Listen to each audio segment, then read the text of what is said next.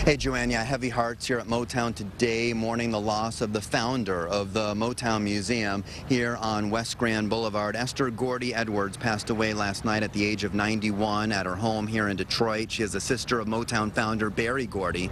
You know, when everyone packed up and headed to California, she stayed and was a powerful force behind the scenes. Besides being the founder of the museum, she also held several leadership roles within Motown, helped manage and guide careers of stars like Diana Ross and the Supremes, Marvin Gaye, the Temptations, and the Marvelettes. She started up the Gordy Foundation to fund scholarships for Detroit students. In a statement today, Berry Gordy said, in part, she preserved Motown memorabilia before it was memorabilia, collecting our history long before we knew we were making it. She nurtured and held it together through the years, protecting the Motown legacy for generations to come. Esther Gordy also played a large role in Stevie Wonder's life, helping him enroll in the Michigan School for the Blind. He said in a statement today, she meant so much to me as a human being. She embodied the idea of never giving up. She loved the idea of what we were creating here in Motown. And with me live right now is Audley Smith Jr., CEO of the Motown Museum. Again, heavy hearts today. Your thoughts on her passing? Well,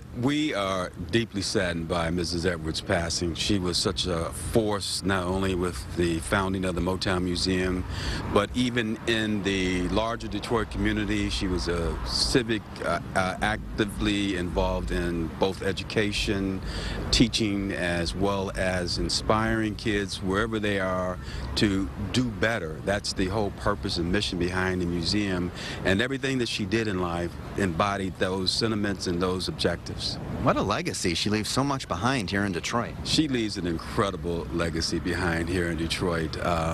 Mike, I'm telling you, I've known Mrs. Edwards for many, many years.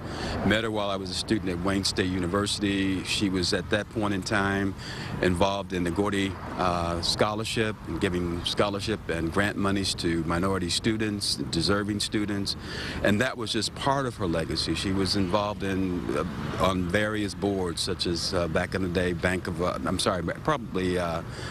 not sure which the bank was, but she's been involved in a number of civic organizations.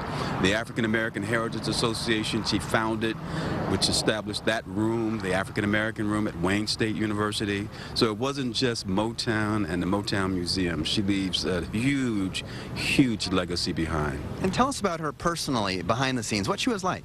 Mrs. Edwards was tough. My recollections of her is that when I worked for her as her executive assistant back in the late 70s, is that she was a stickler for detail. She was absolutely committed to doing the best that I and she could do in terms of what we were involved in at that time, which was the African American Heritage Association.